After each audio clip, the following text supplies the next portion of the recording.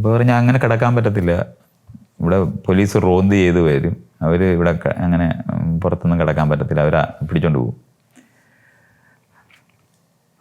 അപ്പോൾ അയാൾ ചോദിച്ചാൽ എന്താണ് ചെയ്യുന്നതെന്നൊക്കെ ചോദിച്ചു. അപ്പം എനിക്ക് ഇപ്പം ഇത് പറഞ്ഞപ്പം മൂന്നാമത്തെ ആളിനോടാണല്ലോ പറയുന്നത് എന്തുവാണ് ചെയ്യുന്നത്. അപ്പോൾ വളരെ കൃത്യമായിട്ട് തപസ് ചെയ്യാൻ വന്ന കാര്യമെല്ലാം ഞാനങ്ങനെ പറഞ്ഞു. അവർ രണ്ടുപേരും ഇങ്ങനെ കേട്ടോണ്ടിരുന്നു ഞാൻ ഈ പറയുന്നത്. ഞാനിങ്ങനെ സ്വിച്ചിട്ട പോലെ പറഞ്ഞുകൊണ്ടിരിക്കുകയാണ്. കുറേ കഴിഞ്ഞിട്ട് മറ്റേ ഈ ചായക്കടക്കാരനല്ലാത്ത ഒരാളുണ്ട്, അയാൾ ഇച്ചിരി ഒരു പ്രായമായ ആളാണ്.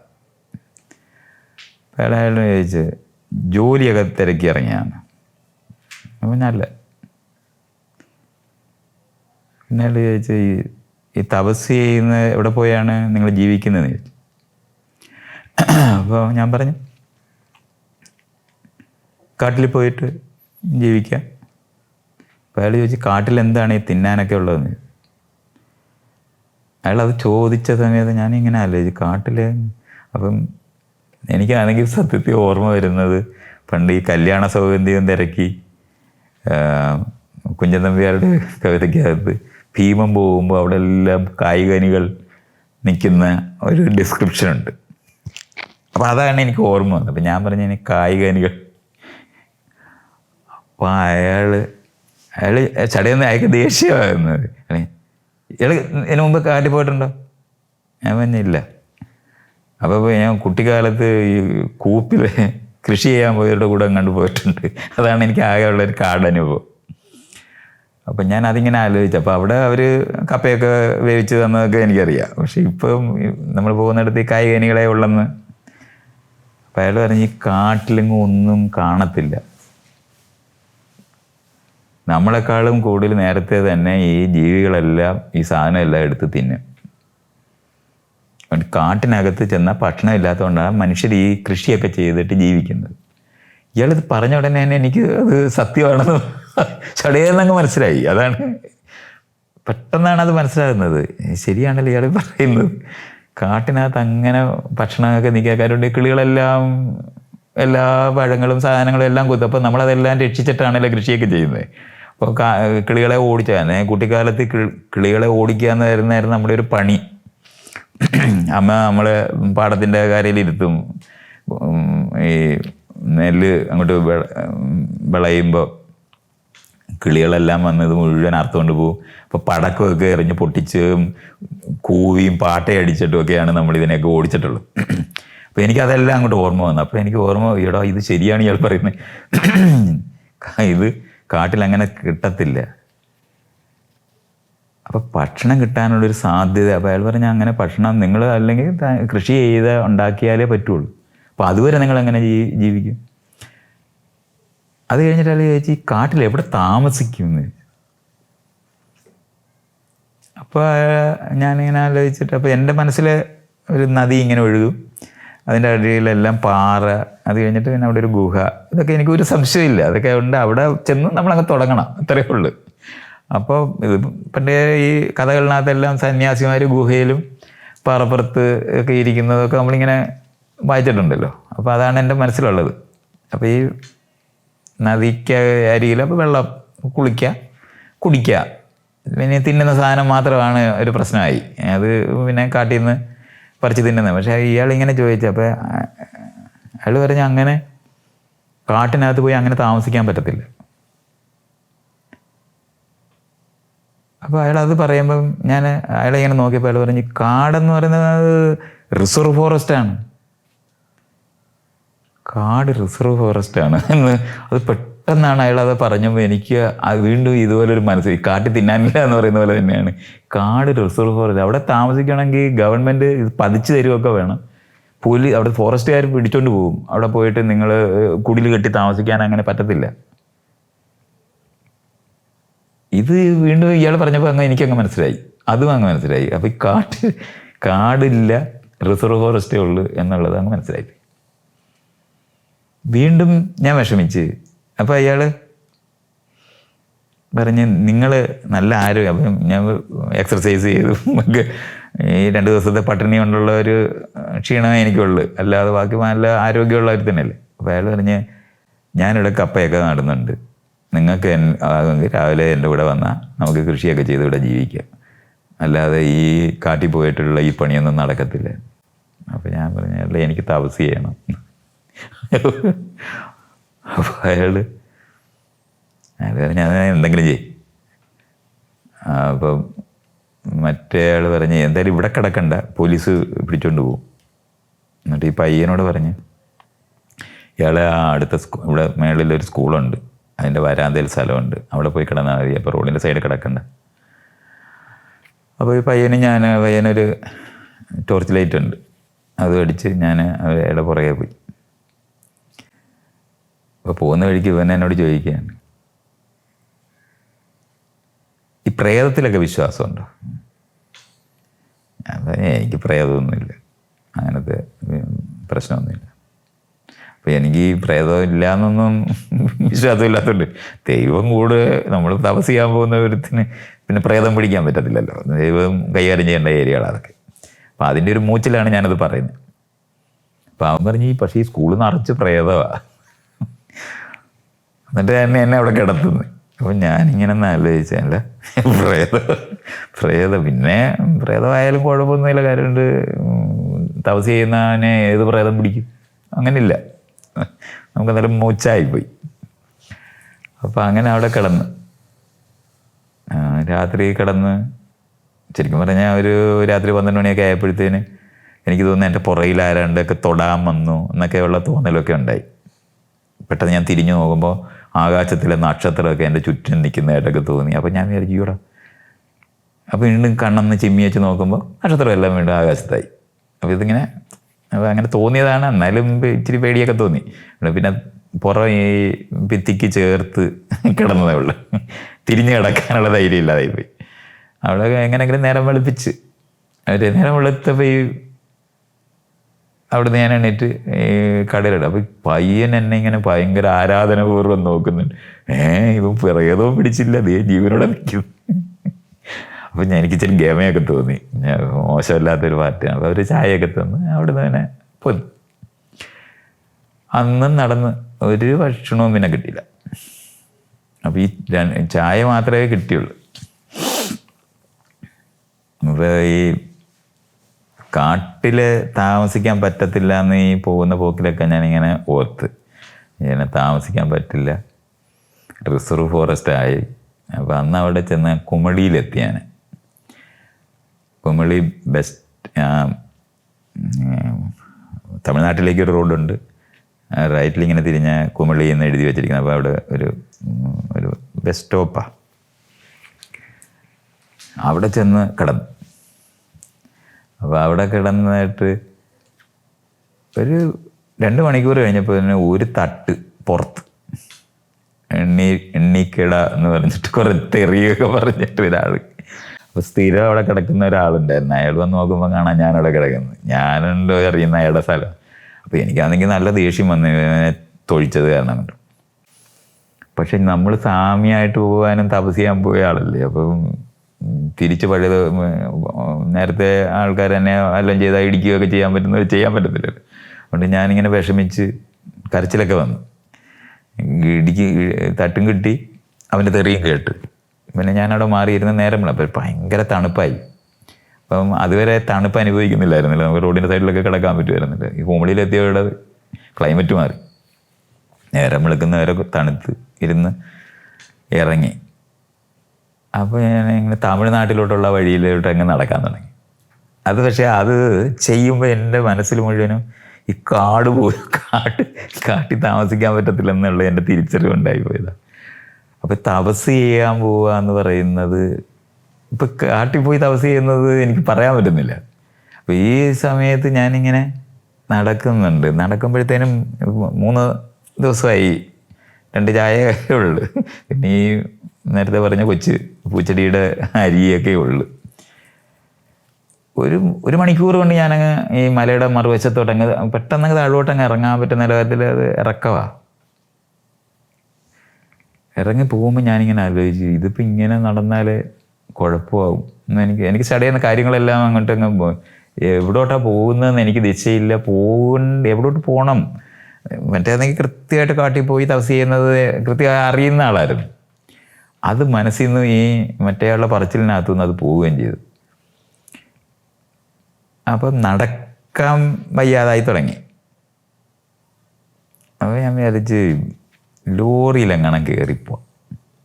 അപ്പോൾ എവിടോട്ടാണ് പോകേണ്ട അതും സത്യത്തിൽ അറിഞ്ഞുകൂടാ.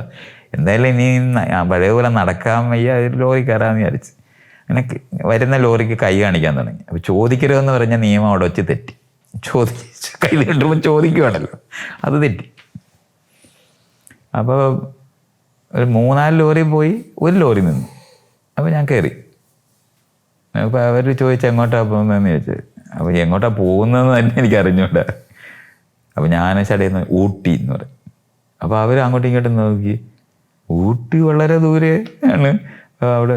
അപ്പോൾ അവർ പറഞ്ഞ് അവർ തൊട്ടടുത്തുള്ള ഒരു പെരിയകുളം എങ്ങാണ്ട് പറഞ്ഞ ഒരു സ്ഥലമാണ്, അവിടോട്ടാണ് പോകുന്നത്. അപ്പോൾ അവർ പറഞ്ഞ് പൈസ വേണമെന്ന്.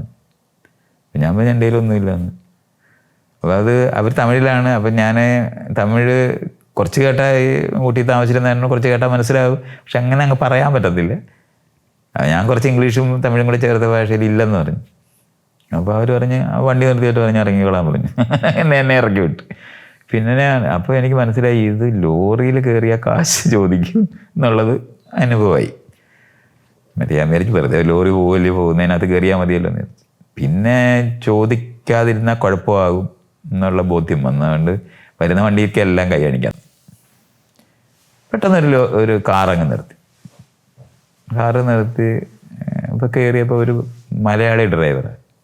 അയാൾ ചോദിച്ചാൽ എവിടെ പോകാമെന്ന്. അപ്പോൾ ഞാൻ ഊട്ടി പോകാമെന്ന്. ഊട്ടി പോകാമെന്ന് പറയുന്നത് ചുമ്മാ പറയുകയാണ്. അപ്പോൾ എനിക്ക് എവിടെ പോകുന്നത് എനിക്കറിഞ്ഞൂടാ.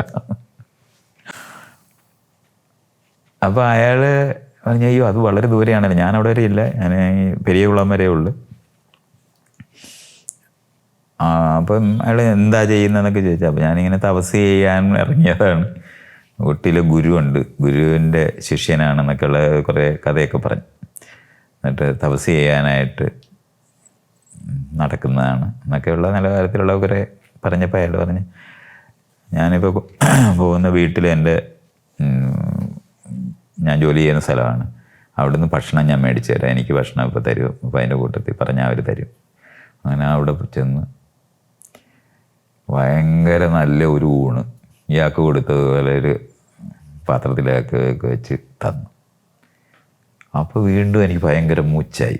കണ്ട് എല്ലാ കാര്യവും വീണ്ടും കറക്റ്റായിട്ട് നടക്കുന്നു. നമ്മൾ വിചാരിക്കുന്ന പോലെ ഒന്നുമല്ല, എല്ലാം കൃത്യമായിട്ട് നടക്കുന്നു. പിന്നെ നടപ്പായി. വീണ്ടും ഒരു ദിവസം നടന്ന് വീണ്ടും ഒരു കാര്യമില്ല. പിറ്റേ ദിവസമായപ്പോഴത്തേന് ഈ ചെരുപ്പ് പൊട്ടി, ചെരുപ്പ് പോയി. അതൊരു സ്ലിപ്പറായിരുന്നു, അതങ്ങ് പോയി. പിന്നെ ഈ വെറുതെ ടാറിക്കൂടെ കുറേ ദൂരം നടന്നു കഴിഞ്ഞപ്പോൾ തന്നെ കാല് കുടുന്നു. ഈ തള്ളവിരലിൻ്റെ അറ്റത്ത് ഇങ്ങനെ കുടുന്നു. അപ്പോൾ നടക്കുന്നത് ഭയങ്കര പാടായി. അപ്പോൾ പിന്നെ ഞാൻ ഈ വരുന്ന വണ്ടികളെല്ലാം കൈയൊക്കെ കാണിക്കുന്നൊക്കെ ഉണ്ട്, പക്ഷെ ഒന്നും നിർത്തുന്നൊന്നുമില്ല, ഇങ്ങനെ പോവുക. അന്ന് ഇതുപോലെ ഒരു ചായക്കടയുടെ അരിയിൽ കിടന്നുറങ്ങി. പിറ്റേ ദിവസം എണീറ്റ് നടന്ന് അപ്പോഴത്തേനും ഞാനിങ്ങനെ ശരിക്കും പറഞ്ഞാൽ ഈ തളർന്ന് വയ്യ, നടക്കാൻ വയ്യാതാകുന്ന ഒരു സ്ഥലമായി. അപ്പോൾ കാല് തറ മുഴുവനും ഭയങ്കര ചൂടാണ്. അപ്പോൾ നമ്മളിങ്ങനെ നോക്കുമ്പോൾ ഇങ്ങനെ 2 സൈഡിലും പുളി വെച്ച് പിടിപ്പിച്ചിരിക്കുന്ന റോഡാണ്. കണ്ണെത്താത്ത ഒരു പുളിയേ ഉള്ളു, വേറെ ഒന്നുമില്ല.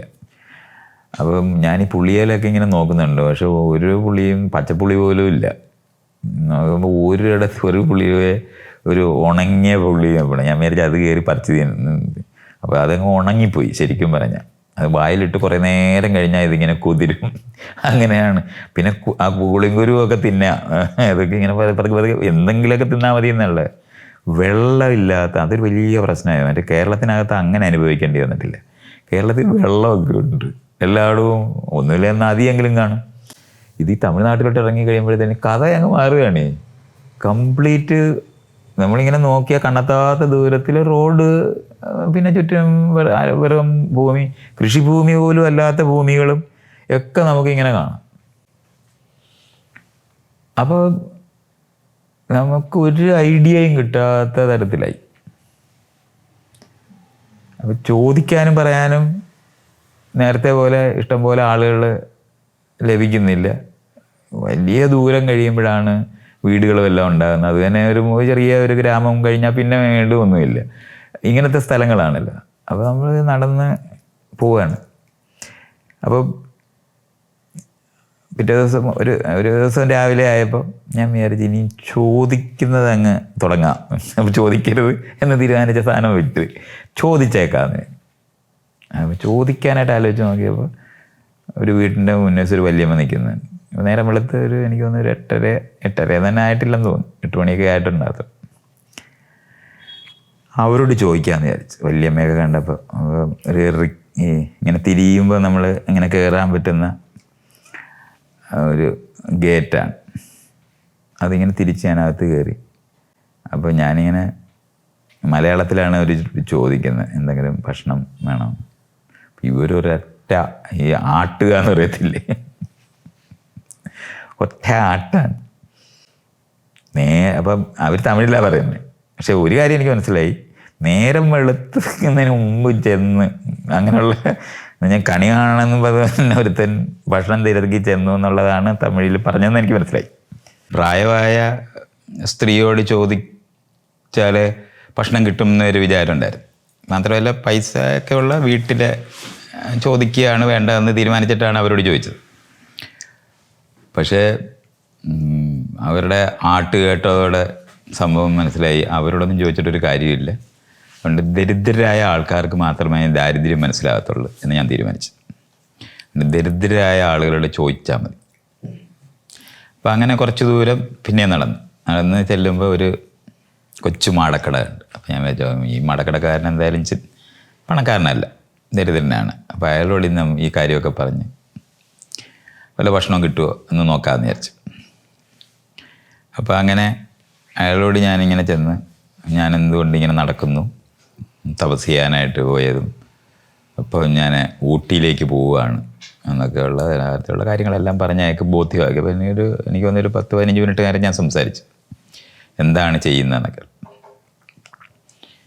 അപ്പോൾ അയാളൊരു പെട്ടിക്കകത്ത് നിന്ന് ഒരു 5 പൈസ എടുത്ത് എനിക്ക് തന്നു.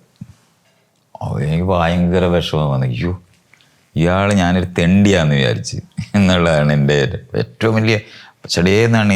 ഞാനൊരു തെണ്ടിയല്ലല്ലോ, ഞാൻ ഭയങ്കര തപസ് ചെയ്യുന്ന ആളല്ലേ. അപ്പോൾ തെണ്ടിയായിട്ട് അയാൾ എന്നെ വിചാരിച്ചു എന്ന് മനസ്സിലായതോടെ ഭയങ്കര എനിക്കങ്ങ് ദേഷ്യമായിരുന്നു. അപ്പോൾ ഞാൻ പറഞ്ഞു, ഇയാൾ എന്താണ് എന്നെപ്പറ്റി കരുതിയത് എന്നൊക്കെ പറഞ്ഞിട്ട് ഞാൻ എൻ്റെ ബാഗല്ല നമ്മുടെ സഞ്ചി തുറന്ന് അതിനകത്ത് നിന്ന് നെയിൽ കട്ട് എടുത്തിട്ട് പറഞ്ഞ്, ഇത് താൻ വെച്ചോ. അയാൾക്ക് അങ്ങോട്ട് കൊടുത്തു. തന്നെക്കാളും ഇപ്പോഴും ഞാൻ പണമുള്ള ആളാണ് എന്നൊക്കെ പറഞ്ഞിട്ട് അയാളത് മേടിച്ചു. അയാളെ സഞ്ചി ഇതിനകത്തങ്ങ് ഇട്ട് അതങ്ങ് പോയി. പിന്നെ അവിടെ നിന്ന് ഇറങ്ങി. ഒരു കാര്യമില്ല, 5 പൈസയാണ് ആകെ കെട്ടി നമ്മുടെ നെയിൽ കെട്ടറും പോയി. അപ്പോൾ പിന്നെയും നടന്നു. അപ്പോഴത്തേനും എനിക്ക് നടക്കാൻ വയ്യാതായി. ഞാനിങ്ങനെ നടന്നാൽ ഈ ടാറിൻ്റെ മുകളിൽ കാലിൻ്റെ പാട് വരും. ശരിക്കും പറഞ്ഞാൽ നമ്മുടെ വിയർപ്പും വരും. ഈ തള്ളവിരൽ പൊട്ടിയെടുത്ത് ഇച്ചിരി വെള്ളം കൂടുതൽ കാണും, അത് പൊട്ടി. അപ്പോൾ ശരിക്കും നടക്കാൻ വയ്യ. അപ്പോൾ ഞാനിങ്ങനെ ഒത്തി നടക്കുന്നിടത്തായി.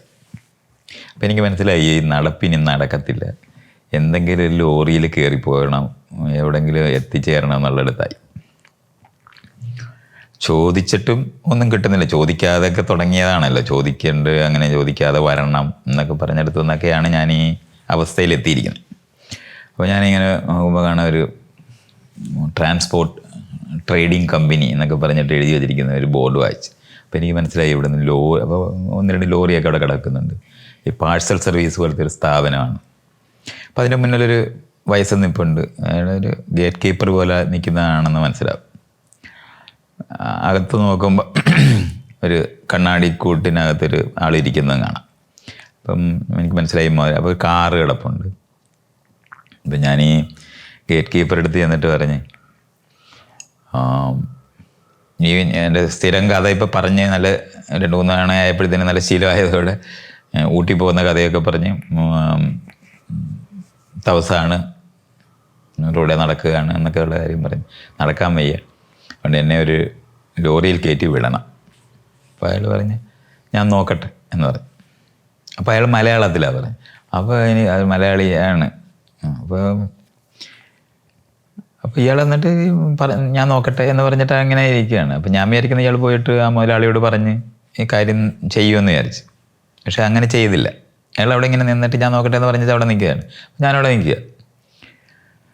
ഞാൻ നോക്കുമ്പോൾ ആണെങ്കിൽ മുതലാളി ഇറങ്ങിയ കാറിനകത്ത് കയറി പോവുകയാണ്. അപ്പോൾ എനിക്ക് മനസ്സിലായി ഇയാൾ പറയുന്നൊന്നുമില്ല. ഞാൻ ചടയിൽ നിന്ന് അങ്ങ് മുന്നോട്ട് കയറി ഈ കാറിൻ്റെ മുന്നിൽ കയറി അങ്ങ് നിന്നു. കാരണം എനിക്ക് നടക്കാൻ ഇതൊന്നും നടന്ന് കിട്ടിയേ പറ്റൂ. അപരൂപത്തിലായി. അപ്പോൾ മുതലാളി കാറ് നിർത്തി. അപ്പം ഞാൻ ചെന്നിട്ട് പറഞ്ഞ് അപ്പോൾ അയാളോട് പറയാൻ പോയപ്പോൾ ഞാൻ ഇംഗ്ലീഷിൽ അയാളോട് പറഞ്ഞു I am going to Ooty, I couldn't walk എന്നൊക്കെ പറഞ്ഞ് can you give me ride on one of the truck here എന്നൊക്കെ പറഞ്ഞിട്ട് അങ്ങനത്തെ. അപ്പോൾ അയാളിങ്ങനെ നോക്കി വെച്ച് മറ്റേ അയാളോട് പറഞ്ഞൊരു ലോറി കയറ്റി വിട്ടായിരുന്നു. മുതലാളി അങ്ങ് പോയി. മുതലാളി അങ്ങ് പോയി കഴിഞ്ഞപ്പോൾ ഇയാൾ ഏടാ നായിൻ്റെ മോനെ എന്ന് പറഞ്ഞിട്ട് പിന്നെ ഒരു പറച്ചിലാണ് ഈ ഗേറ്റ് കീപ്പർ. അയാൾ പറഞ്ഞ് എൻ്റെ ജോലി പോകുന്ന പണിയാണ് താൻ കാണിച്ചതെന്നൊക്കെ പറഞ്ഞ് കുറേ ചീത്ത അങ്ങ് പറഞ്ഞു. ഞാനങ്ങ് കരഞ്ഞുപോയി. ഞാൻ അവിടെ അങ്ങ് ഇരുന്ന് കരഞ്ഞു. അപ്പോൾ അയാളെ ഞാൻ കരയുന്ന ആളെ ഭയങ്കര പ്രശ്നമായി. അപ്പോൾ അയാളൊന്നും മിണ്ടാതെ കുറച്ച് നേരം നോക്കി എന്നിട്ട് പോയൊരു ചായ മേടിച്ചുകൊണ്ട് വന്ന് എനിക്ക് തന്നു. എന്നിട്ട് ഒരു ലോറി കയറ്റിയിട്ട് ഇയാളെ അപ്പോൾ ഞാൻ ഡിണ്ടിഗൽ വരെ അവർ പോകുന്നതെന്ന് പറയും. അപ്പോൾ ഡിണ്ടിഗൽ ചെന്നിട്ട് അവിടെ നിന്ന് പിന്നെ എങ്ങനെങ്കിലും പോകും എന്ന് പറഞ്ഞിട്ട് ഇയാൾ എന്നെ കയറ്റി വിട്ടു. ഇപ്പോൾ ലോറിക്കാരനും കിളിയുണ്ട്. അപ്പോൾ അവരിങ്ങനെ തമിഴിൽ എന്നോട് ഇങ്ങനെ ചോദിക്കുന്നുണ്ട് എവിടെയാണ്. അപ്പം ഞാൻ പറഞ്ഞു ഇങ്ങനെ ഊട്ടി പോകും. അപ്പം ഊട്ടി പോകുന്നതായി ഇത് താമസമൊക്കെ പോയി ഊട്ടി പോകുന്നതെന്ന് എനിക്കൊരു ലക്ഷ്യം പറയണമല്ലോ. അങ്ങനെയാണത് പറയുന്നത്. അപ്പോൾ ഗുരുവിനെ കാണാൻ പോകുന്നു എന്ന് പറഞ്ഞ് അതാണ് പിന്നത്തെ പറച്ചിൽ. അപ്പോൾ ഇവർ പോകുന്ന വഴിക്ക് അവരിങ്ങനെ എന്നോട് ഇങ്ങനെ സംസാരിക്കുന്നുണ്ട് തമിഴിലാണ്. അപ്പോൾ എനിക്കറിയാവുന്ന ഇംഗ്ലീഷിലും കുറച്ച് തമിഴും ഒക്കെ ചേർത്തൊരു ഭാഷയിലാണ് ഞാൻ മിണ്ടത്. അപ്പോൾ അവർ പറഞ്ഞ് ആ ഡിണ്ടിഗലിൽ ചെല്ലുമ്പം ട്രെയിൻ വരും, അതിൽ കയറിയ കോയമ്പത്തൂർ പോവാം. കോയമ്പത്തൂരിൽ നിന്ന് എന്താണ് മേട്ടുപ്പാളയത്ത് നിന്ന് ട്രെയിനുണ്ട്. അപ്പോൾ അതെനിക്ക് ഓർമ്മയുണ്ട്. കൊച്ചു ടോയ് ട്രെയിൻ അവിടെ ഉണ്ട്, മേട്ടുപ്പാളയത്ത് നിന്ന് കിട്ടും. അപ്പോൾ അവിടെ അങ്ങനെ അങ്ങ് പോകാൻ പറ്റും ട്രെയിനിൽ കയറി. അപ്പോൾ ഞാൻ പറഞ്ഞു എൻ്റെ കയ്യിൽ പൈസ ഒന്നുമില്ല. അത് കഴിഞ്ഞ് ട്രെയിനകത്ത് പൈസ ഒന്നും കൊടുക്കണ്ട, കയറി അങ്ങ് പോയാൽ മതി. അപ്പോൾ ഞാൻ പക്ഷെ അതിങ്ങനെ ആലോചിച്ച് നോക്കുമ്പോൾ കള്ളവണ്ടി കയറുകയാണല്ലോ. അപ്പോൾ അങ്ങനെ ചെയ്യാൻ പറ്റത്തില്ല എന്ന് ഭയങ്കര എനിക്ക് വിഷമം തോന്നി. അങ്ങനെ കള്ളവണ്ടി കയറാനാണ് അവരെന്നോട് ആവശ്യപ്പെടുന്നത്. അപ്പോൾ അതിങ്ങനെ ചെയ്യുന്നത് ശരിയല്ലെന്ന് എനിക്ക് തോന്നി. പക്ഷെ എന്നാലും നടക്കാനൊന്നും നോക്കത്തില്ല എന്നൊക്കെ മനസ്സിലായതോടെ പിന്നെ ഇവർ പറയുകയാണല്ലേ അങ്ങനെ കയറി അങ്ങ് പോവാം. അപ്പോൾ എനിക്ക് അതൊരു ലെജിറ്റിമേറ്റായ ഒരു ഉത്തരമായിട്ട് തോന്നി. അങ്ങനെ തീരെ നിവൃത്തി കെട്ടാതെ അതൊക്കെ ചെയ്യാം എന്നുള്ളൊരു തീരുമാനമായി. അങ്ങനെ ഇവർ ഈ റെയിൽവേ സ്റ്റേഷൻ കൊണ്ടുവന്ന് വിട്ട് എന്നിട്ട് എനിക്ക് 25 പൈസ തന്നു. അപ്പോൾ അതൊരു കാശാ. അപ്പോൾ ഞാൻ നേരെ അടുത്ത കൊച്ചൊരു കടയിൽ ചെന്നിട്ട് അപ്പോൾ അന്ന് 15 പൈസയ്ക്ക് ഒരു നാരങ്ങ വെള്ളവും 10 പൈസയ്ക്ക് ഒരു പഴവും, അങ്ങനെ 25 പൈസയ്ക്ക് തിന്ന്. എന്നിട്ട് റെയിൽവേ സ്റ്റേഷനിൽ പോയി. റെയിൽവേ സ്റ്റേഷനിൽ ചെന്നിങ്ങനെ ഇരിക്കുമ്പോൾ എനിക്ക് ചെറിയ മാനസിക പ്രശ്നമായി. ഈ കള്ളവണ്ടി കയറുന്നതൊന്നും ശരിയല്ല. കാരണം ഞാൻ ഭയങ്കര ഡിസിപ്ലിൻ എടുത്ത് കോട്ടയത്ത് നിന്ന് തുടങ്ങിയതല്ലേ. അത്രയും ഡിസിപ്ലിൻസ് അവിടെ വരികയും സത്യസന്ധമായിരിക്കുകയും കള്ളം പറയുന്നതിനെ പറ്റി ഒന്നും എനിക്ക് ആലോചിക്കാനേ പറ്റുന്നില്ല. കള്ളം പറയാതിരിക്കുകയും വേണം. പക്ഷേ ഇപ്പോൾ ലക്ഷ്യബോധം പോയി. ഗുരുവിനെ കാണാൻ പോകുന്നതെന്ന് പറഞ്ഞിട്ടാണ് ഊട്ടി പോകുന്നതെന്നാണ് പറയുന്നത്. അപ്പോൾ ഞാൻ നോക്കുമ്പോൾ കാണാം കൊല്ലം എന്ന് പറഞ്ഞാണ് ട്രെയിൻ വരുന്നത്. അപ്പോൾ എതിർവശത്തോട്ടാണ് ട്രെയിൻ വരേണ്ടത്. പക്ഷേ ഈ കൊല്ലം ട്രെയിൻ കണ്ടപ്പോൾ ഞാൻ ഈ ഊട്ടി പോകുന്നത് ഈ തപസ് ചെയ്യാൻ പറ്റാതായോടെ ഊട്ടി പോകുന്നതെന്ന് പറഞ്ഞെന്നുള്ളതല്ല. അത് ഊട്ടി പോകേണ്ട കാര്യം എനിക്കില്ല. കാരണം ഊട്ടിയിൽ നിന്ന് തന്നെ പുറത്താക്കിയതില്ലേ, ഞാൻ അങ്ങോട്ട് പോയിട്ട് കാര്യമില്ലല്ലോ. അപ്പോൾ ഞാൻ വിചാരിച്ച് കൊല്ലത്ത് പോവുക എന്നങ്ങ് തീരുമാനിച്ചു. ട്രെയിനിൽ കയറിയിരുന്നു. ട്രെയിനിൽ കയറിയിരുന്നപ്പോഴേ ഞാൻ എന്നെ വെറുത്തു. കാരണം കള്ളവണ്ടി കയറിയിരിക്കുകയാണ് തപസ് ചെയ്യാൻ പോയവനെ. അപ്പോൾ എനിക്ക് അപ്പോൾ ആകെ പിന്നെ എനിക്ക് ചെയ്യാൻ പറ്റുന്നതെന്ന് പറഞ്ഞാൽ പോലീസ് പിടിക്കട്ടെ എന്ന്. പോലീസ് എന്നെ പിടിക്കണം, പോലീസിനെ പിടിച്ച് കള്ളവണ്ടി കയറി അതിന് ശിക്ഷ മേടിക്കണം എന്നുള്ള സ്പിരിറ്റായി. പിന്നെ വാതൊക്കെ തന്നെ ഞാനിരുന്നു.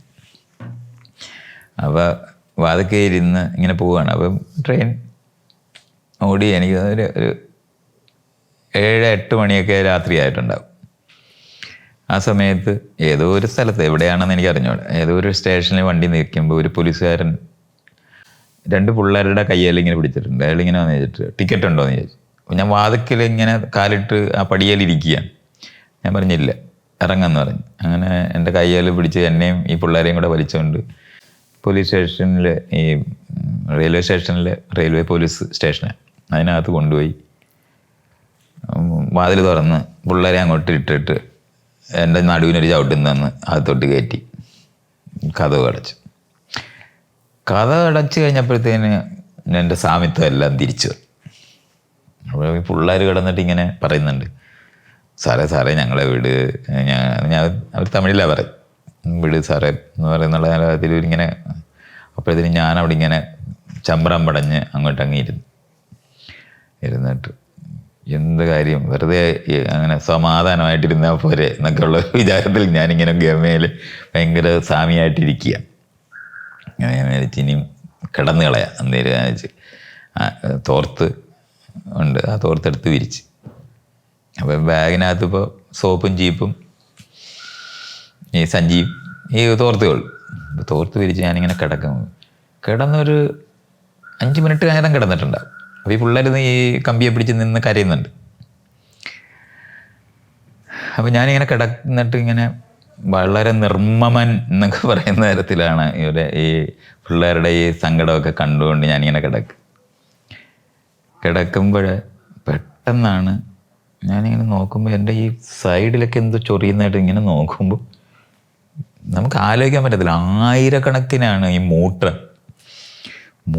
അപ്പോൾ നമ്മൾ ഈ ഭിത്തിക്കോട്ട് നോക്കും. അപ്പോൾ ഈ ചെറിയ അരണ്ട വെളിച്ചം, അകത്ത് ഇതിനകത്ത് വെളിച്ചമില്ലല്ലോ, പുറത്ത് വെളിച്ചമുള്ളത്. അപ്പോഴാണ് ഭിത്തിയൊക്കെ ഭിത്തിക്കൊക്കെ അങ്ങ് നമുക്ക് ചിന്തിക്കാൻ വയ്യാത്തത്രയും മൂട്ട.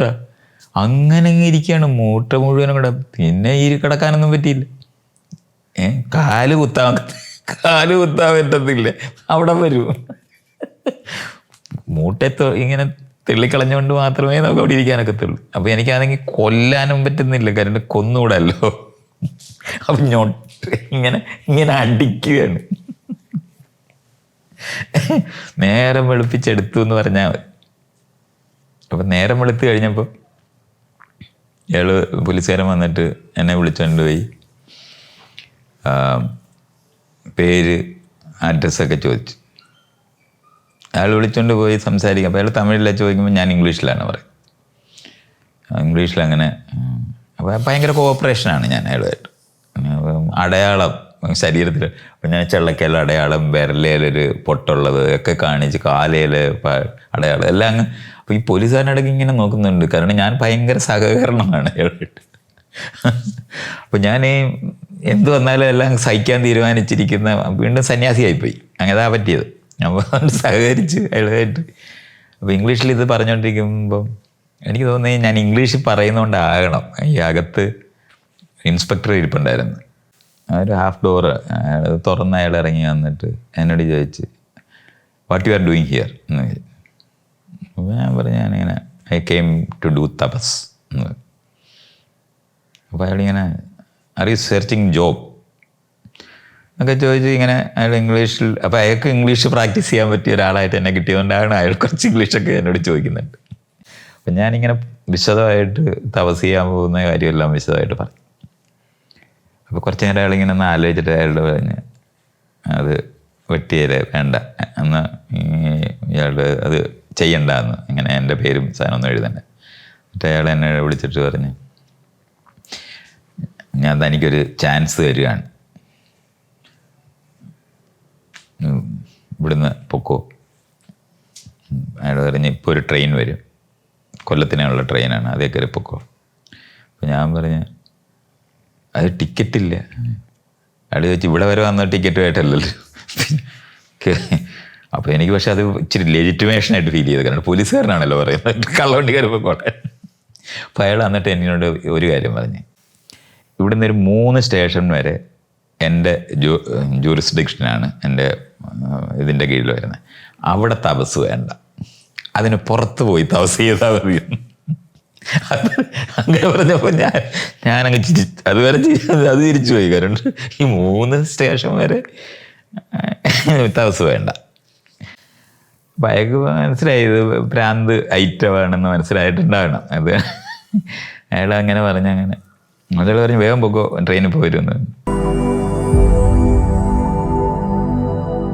മണിയടിച്ച് ഇവർ കഥ തുറന്നിട്ട് എൻ്റെ സഹോദരി ഒരു നിലവിളിയാണ്.